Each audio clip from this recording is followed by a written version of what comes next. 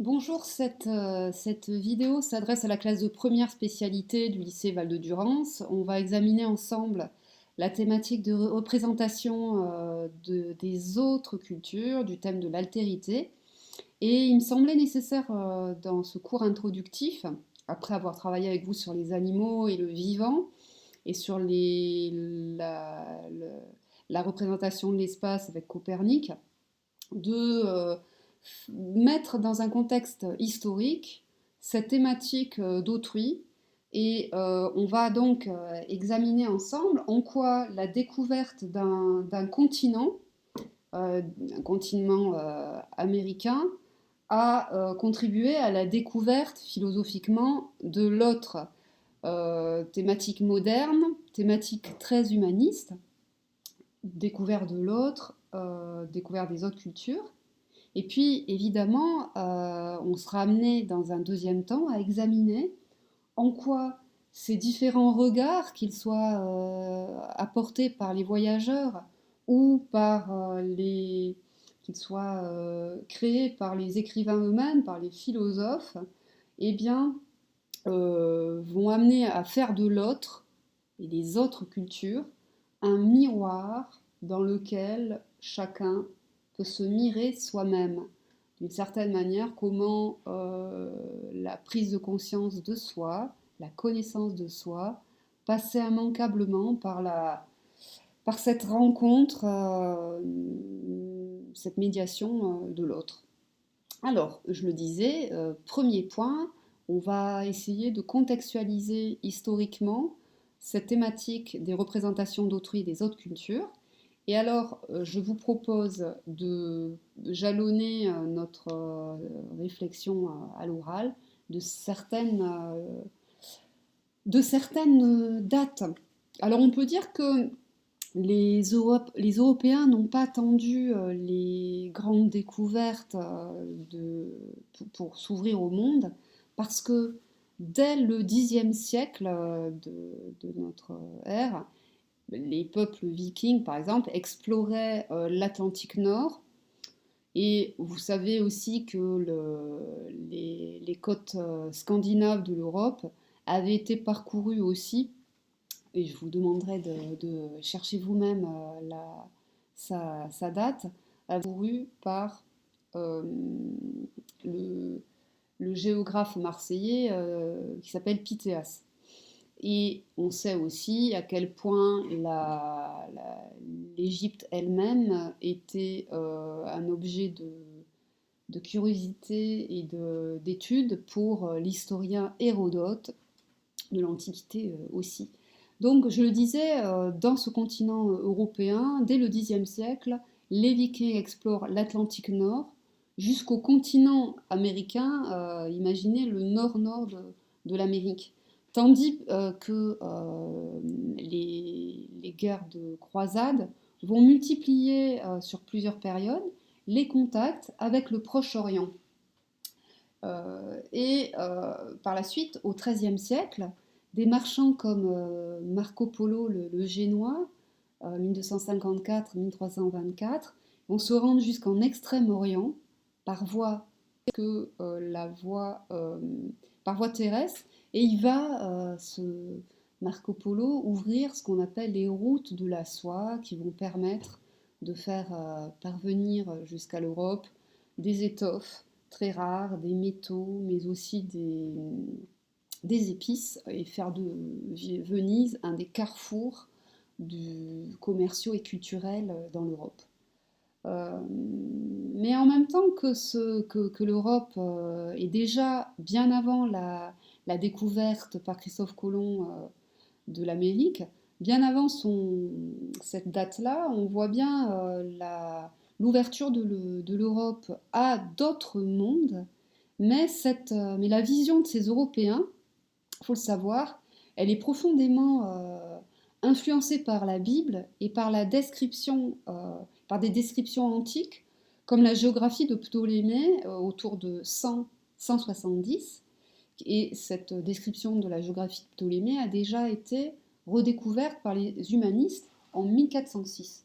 Alors il faut savoir que la Terre y est représentée comme limité à 3 continents habités, l'Europe, l'Asie et l'Afrique.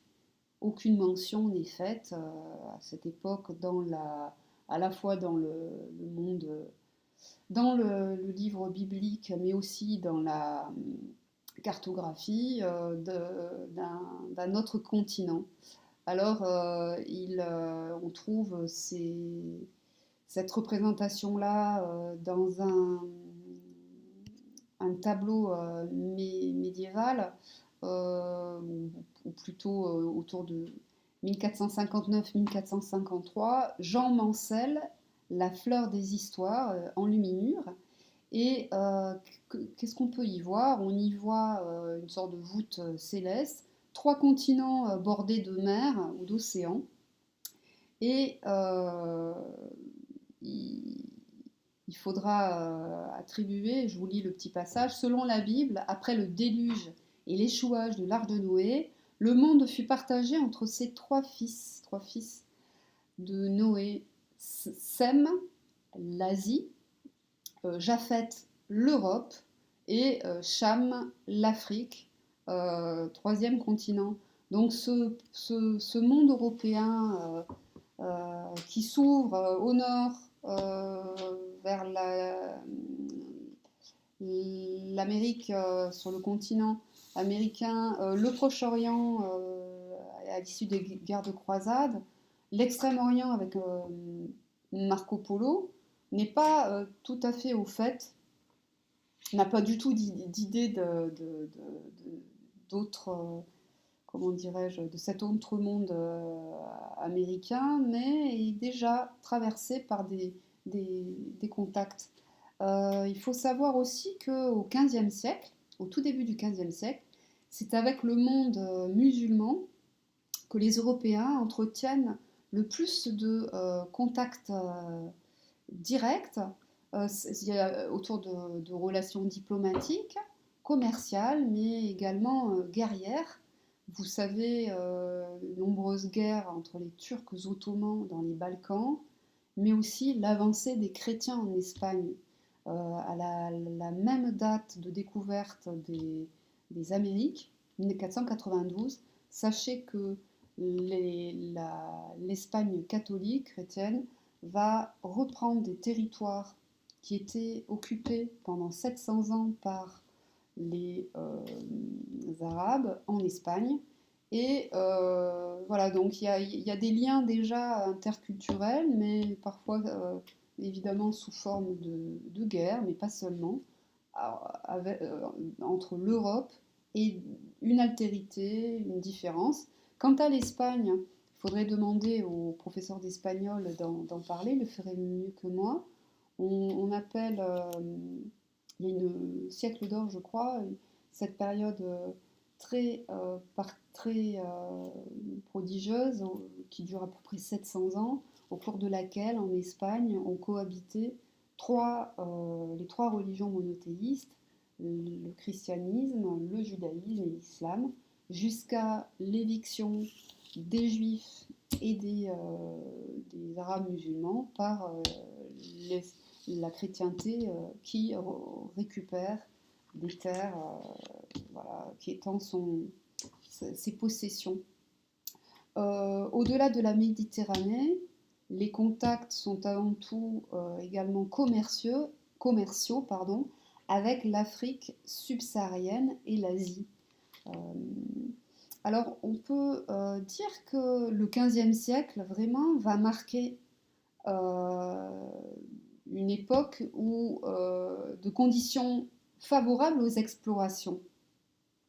On peut citer dans un premier temps l'augmentation de la demande en épices et en métaux précieux.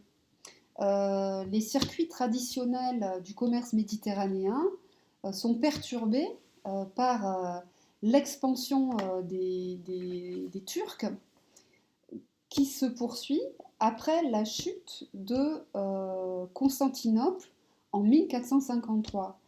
Avec la chute de Constantinople, l'Europe se voit barrer la route vers les routes terrestres pour accéder à l'Orient.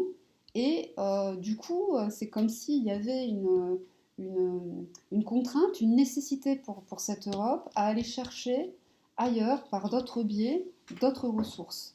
Alors, donc on s'en doute que Constantinople, euh, par cette chute de Constantinople, eh bien, les Turcs barrent les routes terrestres d'accès aux épices et aux métaux. Alors, le Portugal et l'Espagne, vraiment grandes puissances maritimes, sont les mieux placés par cette particularité pour chercher de nouvelles routes commerciales vers les Indes. Et que font-elles? Elles vont tenter de rejoindre les Indes et ils poursuivent, il faut aussi le savoir, ces mêmes États très très puissants en Afrique, une lutte contre l'islam après la fameuse Reconquista en 1492 dont je vous ai parlé, c'est-à-dire que non content d'avoir euh, expulsé les musulmans hors d'Espagne, ils entendent sur le territoire même de l'Afrique à étendre leur puissance. Alors, qu'est-ce qui a rendu au XVe siècle favorable la découverte d'un nouveau continent? On parlera dans quelques minutes de cette terre américaine. Eh bien, ce n'est pas simplement ce blocage maritime, cette demande croissante en épices. Eh bien, il s'agit de conditions cette fois-ci techniques. Les explorations maritimes sont rendues possibles grâce à des progrès améliorant la navigation. Je vous demanderai de chercher dans votre manuel numérique ce que sont les portulans, les boussoles, les astrolabes. Il s'agit d'artefacts techniques qui rendaient possible ces voyages. Alors les ingénieurs portugais ils vont mettre au point la caravelle, c'est un navire adapté aux longs voyages en haute mer. Donc il n'y a pas que le désir de voyage, il y a aussi des conditions techniques, scientifiques, qui sont comme des propulseurs à découvrir d'autres terres. Euh, donc comment, l'objet de cette petite intro, c'est de montrer comment les grandes découvertes, on en a là quelques-unes, techniques, vont être propices à la découverte de nouveaux mondes. Mais il y avait aussi à la fois des grandes découvertes techniques, mais aussi, vous voyez, un contexte historique, géopolitique, religieux, qui est comme le terreau favorable à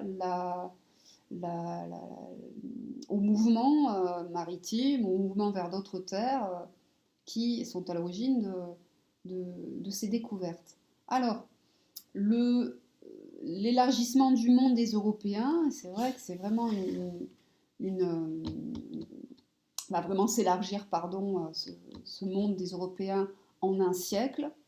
Il faut savoir qu'avant l'Amérique, ces deux nations maritimes, notamment en particulier les Portugais, avaient étendu vraiment leurs frontières. Les Portugais commencent en 1415 l'exploration des côtes occidentales de l'Afrique. En 1488, Bartolomeu Dias atteint le cap de Bonne-Espérance, donc c'est le sud euh, de l'Afrique. En 1498, 10 ans après, Vasco de Gama est le premier Européen à atteindre l'Inde, non pas l'Amérique, l'Inde, par voie de mer. Les rois catholiques espagnols semblent pris de course, un peu écartés de la route africaine. Ils sont vraiment retardés. Eh bien, ces rois catholiques laissent Christophe Colomb, qui est d'origine génoise, tenter la route de l'Ouest. En 1492, croyant, vous le savez, être arrivé en Asie, il atteint l'Amérique, qui reçoit le nom d'un autre navigateur italien, Amerigo Vespucci. En 1500, les Portugais, eux, vont arriver au Brésil. En 1519, l'expédition de Magellan qui, atteignant l'Asie par l'ouest, réalise le premier tour du monde. L'exploration du continent américain est amorcée par les conquistadors. Elle aboutit, vous le savez, à la conquête des empires aztèques par Hernán Cortés et Inca par Francisco Pizarro en 1533. L'Amérique du Nord est abordée par Jean Cabot au nom de l'Angleterre, puis par Jacques Cartier pour la France en 1534. Je souhaite vous lire un petit texte. On a peine à se l'imaginer au XVe. Pour un Européen, l'Amérique n'existe pas. Le monde est constitué par l'Europe, dont on ne connaît pas toujours bien les confins, par l'Afrique, dont on ne saura la forme exacte qu'après la découverte par Vasco de Gama de la route maritime qui permet d'atteindre l'Inde en contournant l'Afrique par le cap de Bonne-Espérance, et enfin par une Asie mal connue et dont les richesses font rêver depuis les récits de Marco Polo. Vous avez vu que les récits de Marco Polo, c'était plutôt XIIe. La découverte de l'existence d'un continent à l'ouest entre l'Europe et l'Asie, entre l'océan Atlantique et l'océan Pacifique, bouleverse donc la représentation que l'on se fait du monde. On aimerait pouvoir dire que tout change à partir de 1492, quand Colomb découvre les Antilles. En fait, ce n'est pas si simple, car il faut distinguer la découverte objective, telle qu'on peut l'analyser aujourd'hui, qui nous permet de dire que Colomb a découvert l'Amérique, et la façon dont les hommes de cette époque ont perçu cette découverte, et celles, au pluriel, qui l'ont suivi. Quand Colomb découvre les Antilles, il croit au passage avoir découvert Cipangu, c'est-à-dire le Japon qui était décrit par Marco Polo. Quand Cabral découvre le Mexique en 1500, il emprunte une nouvelle route maritime pour gagner l'Inde en contournant l'Afrique. L'Amérique s'appelle alors les Indes occidentales, Indes de l'Ouest, qui forment une étape vers les Indes orientales. L'histoire même de ce nom, Amérique, est symbolique.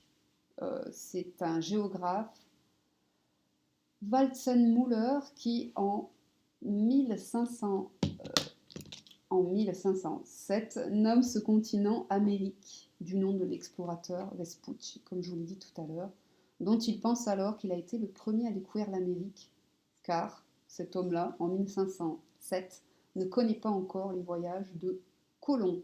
Rectifiant son erreur quelques années plus tard, il renoncera à cette appellation, mais elle s'imposera pourtant à la fin du XVIe siècle. La découverte du Nouveau Monde se fait donc en plusieurs étapes, et elle ne prend toute son importance que lorsque les explorateurs reviennent en Europe et que leurs récits sont analysés. Il ne suffit pas qu'elle y ait découverte, il faut qu'on prenne conscience qu'il y a découverte. Ça, c'est très très important. Et nous allons voir aussi que la prise de conscience est aussi une sorte de prise de pouvoir. J'ai essayé de montrer que les travaux de Montaigne, qu'on va étudier en détail, les travaux des philosophes, plus tard Diderot, Montesquieu, et évidemment les travaux des ethnologues, tous ces travaux-là, et à commencer par ceux de la Renaissance, ne peuvent pas, ne doivent pas être isolés de ces voyages-là et de ces premières expéditions qui auront une incidence très particulière, très marquante dans la rencontre. Et il est évident que dans ce mot même de rencontre d'un autre continent, d'une autre culture, il faut d'abord savoir il est polysémique. Il peut signifier rencontre d'un autre territoire, là où rencontre, le mot rencontre, c'est d'abord le fait d'être face à un autre, et parfois dans un contexte un petit peu de rivalité, et presque de martialité. Et évidemment, il peut signifier aussi la rencontre au sens d'une aptitude à la découverte, à l'étonnement, au dialogue, à la réceptivité, et je l'ai dit aussi, à la possibilité aussi d'une vraie rencontre, d'une reconnaissance mutuelle qui permet à chacun de se saisir soi-même dans ses différences. Mais tel n'a pas été d'abord le cas. Il faut imaginer que Montaigne, qui n'a pas voyagé directement, est très au fait des récits de voyageurs, récits même de colons qui reviennent en Europe. Et vous doutez bien qu'il y a plusieurs prismes qui peuvent interférer dans la façon dont on a pu se représenter ces, ces autres. Je veux vous donner très rapidement quelques dates en évitant de vous assommer, mais pour dire par exemple, nous partons évidemment de la découverte des Antilles en 1492, Christophe Colomb. Il y a un traité, je vous ai mis une carte sur Pronote, super important, le traité de Tordesillas qui partage les nouvelles terres entre les Espagnols et les Portugais. Dès 1494, il y a un partage du monde, l'Afrique en grande partie aux Portugais, l'Espagne s'arroge les Amériques, à l'exception du Brésil, pour dire vite. En 1497, je vous l'ai dit, Vasco de Gama découvre la voie maritime des Indes par le cap sud-sud de la Bonne-Espérance, de Bonne-Espérance en Afrique. Regardez aussi le très bel article que j'ai déposé sur le personnage héroïque de Léon l'Africain, qui lui-même livre une description très... Sachez que c'est une personne qui était expulsée, et je la situe dans ma chronologie, là on était dans les 1497 avec Vasco de Gama, en 1492 la famille de Léon l'Africain qui porte un nom arabe s'en va à Fès au Maroc. Cet homme-là voyage avec une personne de sa famille, un grand dignitaire en Afrique. Il fait des travaux de cosmographe très très précis. Et un jour, il est capturé par des pirates qui vont s'apercevoir qu'ils ont affaire à un lettré. Ils vont l'amener au Vatican, où cet homme-là va être objet de curiosité, évidemment, mais d'un intérêt tout particulier. Il va être baptisé par le pape et porter le nom de Léon de Médicis, le nom du pape à l'époque. Et ces travaux, description de l'Afrique, d'une grande précision, d'un grand rayonnement dans le monde humaniste, suscitera aussi un intérêt de la part des lettrés et des intellectuels européens. Je poursuis des petites chronologies historiques pour montrer que cette Europe s'ouvre petit à petit aux autres mondes, d'abord géographiques, mais également culturels. 1500, Cabral découvre le Brésil. Amerigo Vespucci, 1501-1502. Un Français, Gonneville, en 1504, part au Brésil. On est sous le règne de François Ier, puis de Charles Ier en Espagne, Charles Quint, donc des monarques très très importants. Cortés, en 1521, prise de Mexico, Tenochtitlan par Cortés, Cartier part au Canada en 1534. Il va être question aussi de l'installation en Europe de Calvin. Pourquoi je parle de ça? Non pas pour vous assommer, j'espère, mais pour vous montrer que au moment même où l'Europe pénètre ces univers nouveaux, l'Europe est traversée par un séisme à la fois philosophique, idéologique et religieux, à savoir la confrontation entre un nouveau rapport au texte biblique qui va se prendre forme avec le protestantisme, Calvin et Luther, et évidemment les catholiques qui prétendent à être dans un rapport plus pur et plus respectueux de la religion. Et les conflits ravageurs qui ravagent l'Europe posent aussi la question de l'altérité. On essaiera de voir avec Montaigne que cette difficulté à accepter l'autre, de le reconnaître, était non seulement au cœur de la découverte des mondes nouveaux, des continents nouveaux, mais elle déchirait aussi elle concernait aussi l'Europe à l'époque qui était déchirée par ces conflits-là. Alors je poursuis pour ce qui est des dates. Sachez que nous étions à cette époque où Calvin en 1541 s'installe à Genève, où il joue un rôle de premier plan dans l'élaboration des institutions réformées, donc dirons-nous protestantes. Genève va devenir un refuge pour les protestants français qui ne sont pas acceptés. Et quelques petites poignées d'années avant, Montaigne naît en 1533 et quelqu'un de très important qui est Jean de Léry avec un Y. On a donc ce Montaigne né dans un climat intellectuel, scientifique, vraiment en mouvement. Je passe sur des expéditions françaises. Oui. Alors, on peut considérer que en 1542, il y a un Espagnol nommé Francisco de Orellana qui descend l'Amazonie jusqu'à son embouchure.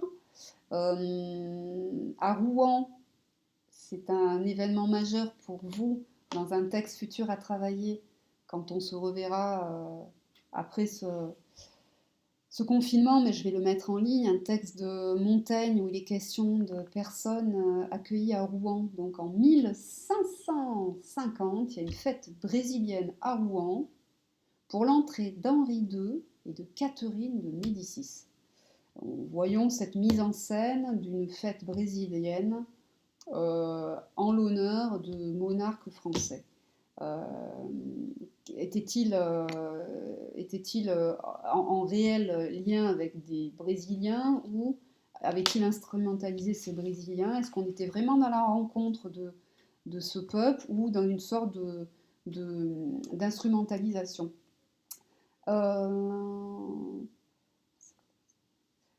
J'aimerais noter des événements assez importants. En 1562, début en France des guerres de religion. 1565, massacre des colons français de Floride par les Espagnols, donc on se bat aussi entre Européens. 1572, massacre des protestants français de la Saint-Barthélemy. Voilà. Je vous demande, vous, d'étudier les les nombreux massacres qui ont jalonné la découverte des diverses îles et des diverses terres de ce continent américain. Je voudrais préciser les dates de publication des œuvres de ces auteurs. Donc je les note ici. On peut noter donc en 1556-1558 le voyage donc de 2 ans de Jean de Léry au Brésil, d'où à partir duquel sera élaboré un récit de voyage. Et quant aux essais, la date de parution, par exemple, la première édition des essais chapitre Les cannibales, qui nous intéresse en particulier, c'est 1580. Et la partie qui s'appelle des coches, les coches, eh bien, elle est de 1558 et il est aussi question de cette thématique de la barbarie, de la cruauté, de qu'est-ce qu'être humain, qu'est-ce qu'être inhumain.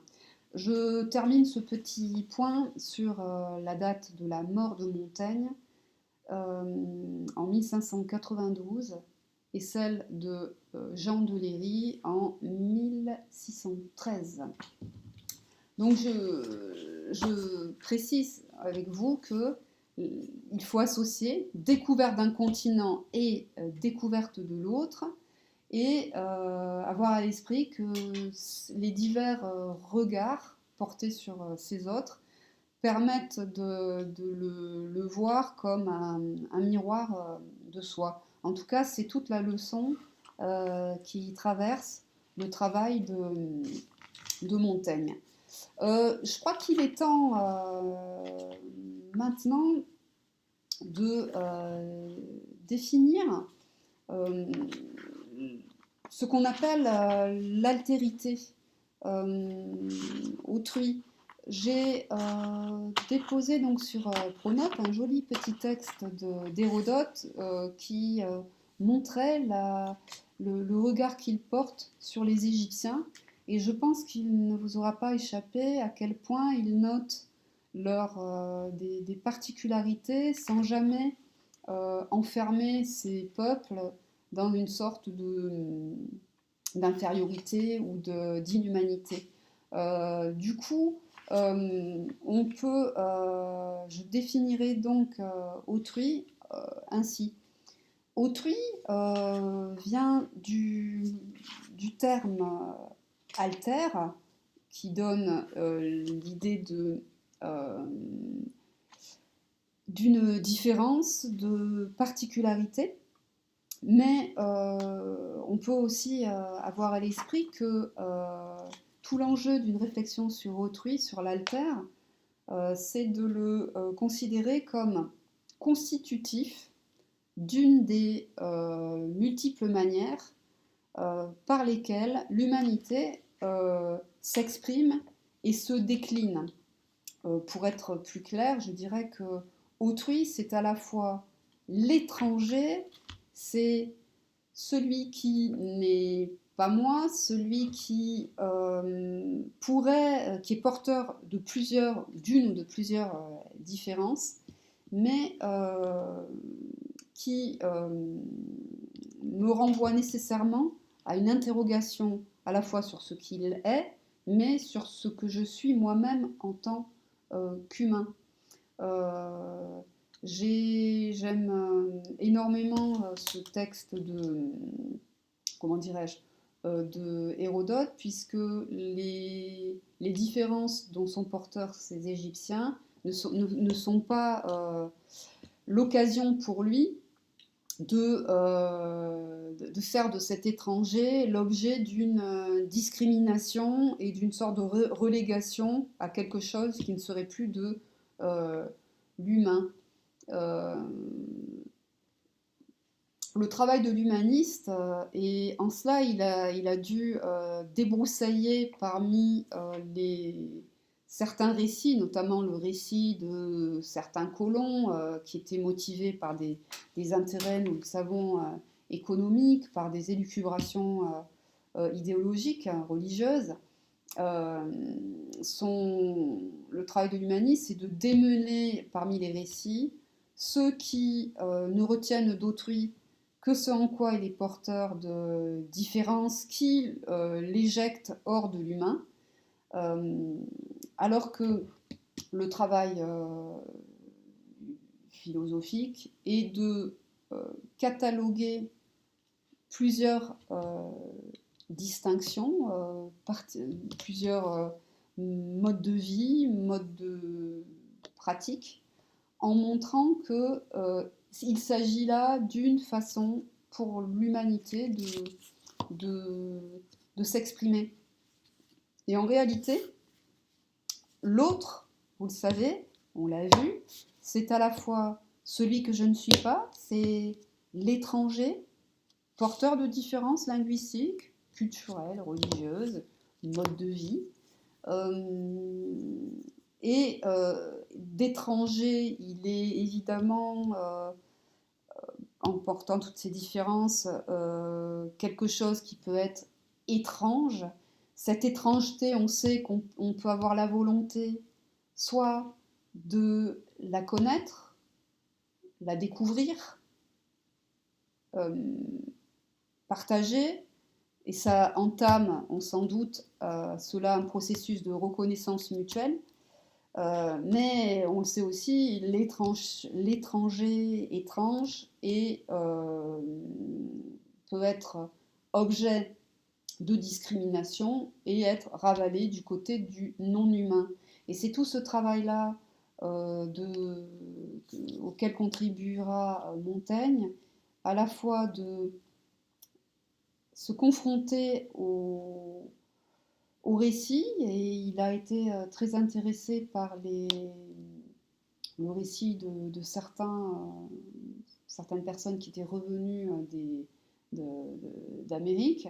Et en même temps, il fait le tri et il veut réellement montrer à quel point la, la, il y a un garde-fou nécessaire dans cette rencontre qui est de ne pas se précipiter dans la qualification de l'autre de barbare. Barbare, c'est à la fois, vous le savez, celui qui ne parle pas le grec, mais après tout, nous sommes tous le barbare de l'autre.